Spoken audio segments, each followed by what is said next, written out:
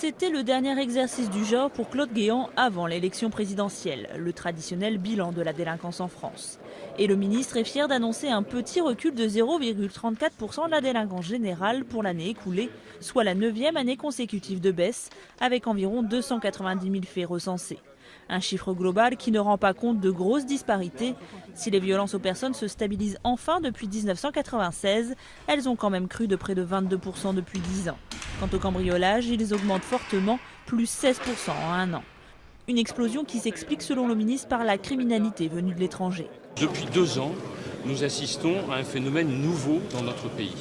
Il y a une criminalité spécifique qui nous vient de l'étranger, notamment d'Europe centrale orientale, qui intervient dans notre pays sous forme de raids et qui repart ensuite dans le pays d'origine, qui appartient à des réseaux internationaux. Pourtant, selon l'Office national de la délinquance, le système de décompte actuel, vieux de 35 ans, ne permet pas d'identifier clairement l'origine des malfaiteurs. À l'Observatoire, effectivement, aujourd'hui, nous n'avons pas d'informations particulières, je dirais, sur les caractéristiques des auteurs qui sont à la base, je dirais, éventuellement de cette augmentation des cambriolages. Ça fera partie sûrement des études ultérieures, en ce qui concerne les mineurs, les femmes, que les personnes de nationalité étrangère.